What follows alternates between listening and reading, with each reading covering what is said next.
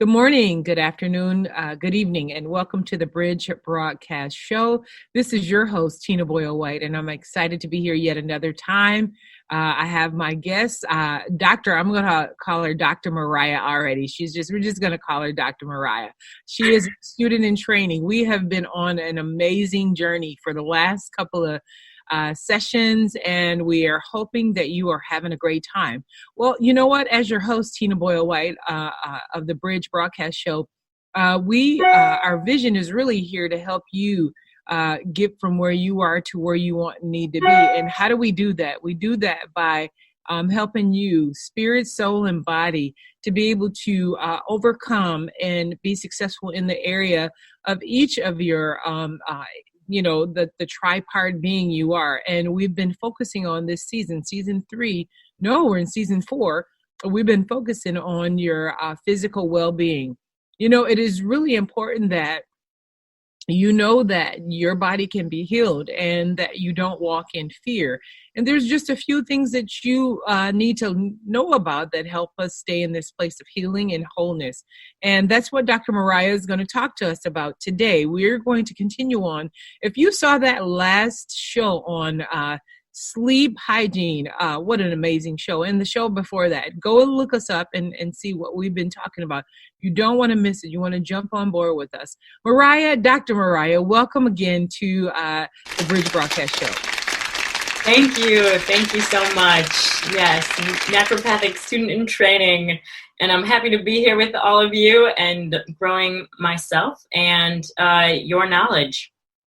You know what you said, you're happy to be here with all of us. And I want to thank WYTV7 Christian Broadcasters Network giving us the opportunity to be here, to be able to share that. Their mission is really to help you be whole and healthy and to help you have your needs be met. We just want to reach somebody. We want to show a world that you can be restored and be healed. And, our belief is that, through Christ, all things are possible. So we just welcome you here. Now, without delay, Dr. Mariah, this is the exciting part. Sleep hygiene too. Can you just recap kind of what we said in the first 2 to kind of wet the whistle of those who didn't see it so they can go back and look? Yes, absolutely. So as we talked about last week, some of the tips for sleep hygiene. Sleep hygiene just meaning that it's good sleep habits for you to take. So the first one that we went through was to be consistent and your circadian rhythm for your body, that that control center for your body and it affecting your cortisol and different hormones, but just keeping that regular. And then also your environment, setting up a dark, quiet, comfortable, relaxing space to kind of dim the lights, meditate and perhaps journal and just kind of cooling things down. So those were the first 2 tips that we went through on our last show. All right. And without delay, you said that there were like 3 more tips that we could have for sleep hygiene. I'm working on getting that sleep hygiene together, and I'm working on getting that circadian rhythm together. It's a process, and winding down and taking some time to just decompress. It's not easy when you have a busy schedule, and I know many of us around the world, we contend with our busy lives, we contend with the sleep, and sleep is so important for our healing. Mariah, it is so important. Help us out with steps number 3 and beyond. You bet. So going right into it, step number 3 is to remove all electrical stimuli out of your bedroom and about an hour before going to bed. So I know that this is kind of a hard one to cut, but it really can do a lot with the blue light coming from all the screens we look at all day long. This is a lot of stimuli for our eyes and our brains. And so by cutting that out an hour before, we can really start to go into our natural rhythm a bit more and cooling down, and also just kind of cooling down our mind from all the tasks going on, and to instead place yourself into a routine of perhaps connecting with your loved one at the end of the day, or taking time to journal about your day, just writing down some pieces of gratitude, or journaling about what happened that day and reflecting and just being more self-aware about what's going on in your life and how beautiful it is. Mariah, that is huge. I've heard things like, when you get married, you want to take the TV out of the bedroom. But now I understand it's not just, just taking it out so that your partner will not be distracted, but you need that to really just bring it down to a level so that you're calm. And we do encounter every day so much. And sometimes when I'm laying there and it's just like I'm thinking about all the things that I need to do, my mind, it's amazing how our minds are. And we run through millions of things as it relates to what we need to do. And so, yeah, that makes sense. That intimacy, even intimacy into your own self, into me, I see. I love that. Yes, into your own self with journaling and reflecting and just really coming to the point of evaluation of the day. It's so necessary. Yeah, absolutely. Yes, that's mindfulness it's your life to live. So if you can be in control of your own thoughts and where things are going, that's important. So I'm going to go on to tip number 4. But before we do that, Mariah, I would love to take a break, a commercial break. And when we come back, we will continue with tip number 4.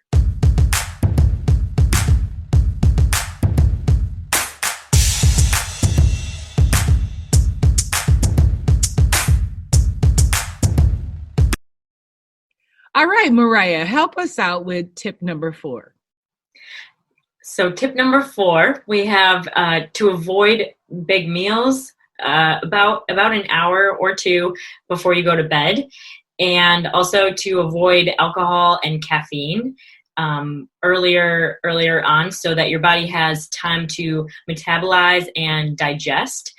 Because otherwise, if you are eating or drinking right before bed, any consumption, your body is biochemically trying to break that down, and your body isn't, your sleep time is for recovery, detox time. So if you don't have if your body is too busy digesting, you're not getting as much of the therapeutic processes that your sleep is designed to do. So to just, and it also helps with your metabolism and fasting a little bit more. It really helps with weight management. So, and you sleep better because you're not full. And it also can help with like acid reflux, just having your your sphincter in your stomach to be closed, and everything's digested, and you'll sleep better and digest your food better. So going out to dinner late at night, if you're going to bed sooner, is not a good idea. My husband was just saying, "Oh my God, it's Valentine weekend, your birthday. Let's go to the Brazilian steakhouse." I'm like, no, eating all that meat before we go to bed, we just cannot do that. Those of you who are out there, who decide to go to, late dinners or late dates, you want to plan that, because we are looking at integrating this knowledge with our circadian. We're looking at, like she just said, with weight management, all those things. If you're struggling with those things, or you find yourself laying awake, your body is doing too much, right, Mariah?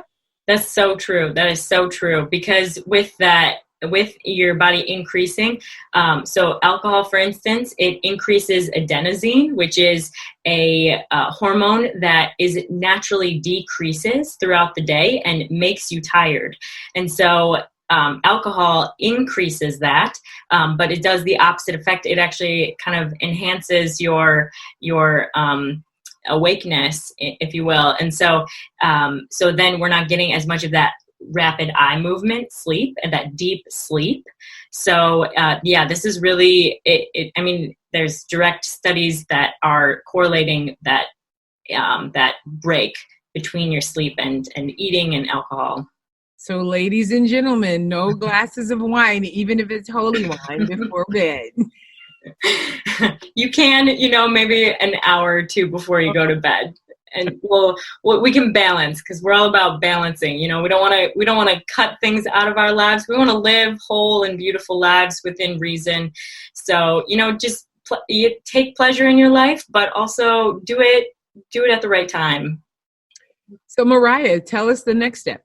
Yes. So the last one is exercise. Exercise is huge for allowing your body to have those natural endorphins and increase your mood throughout your day. But then also you're physically wearing down your energy and then therefore sleeping better at nighttime. So, if you get out and just even go on a brisk walk, you're increasing those endorphins, you're reducing your stress, it alleviates mild depression and anxiety, and also just getting in the sunlight, the vitamin D soaking into your skin, that also just improves your mood and self-esteem. And if you're in a location where you say, for instance, Seattle, I'm in Wisconsin, right now, the sun is not out. If you're in a place that, that's different from sun tanning, but if you're in a place that you can get that vitamin D, it is so critical to our health and so critical to everything. So, Mariah, tell me, exercising before you go to bed, is that good? Because, are your heart elevated, does that keep me in a state of awakeness? So how should I balance that? Yeah. So if you can exercise before 8 p.m. and then say you go to bed by 10, you're still okay. But to be done exercising by 8 p.m. is best. So, we naturally have an increase in our energy levels, and exercise is the best at your peak time of 3 p.m. till 6 p.m. But if it goes, if you exercise before or after that, that's fine. But to just be able to exercise before 8 p.m. so that way you're not all energetic and, you can still have your routine of cooling down. I'm so excited that you're sharing this with us, our circadian, our sleep, our rapid eye movement, our exercise, everything to help us just, be better. And having good hygiene with your sleep, it's really just, again, I say it goes along with having a body that is able to heal and restore itself. And, we definitely... we're going to take this knowledge and continue to just grow in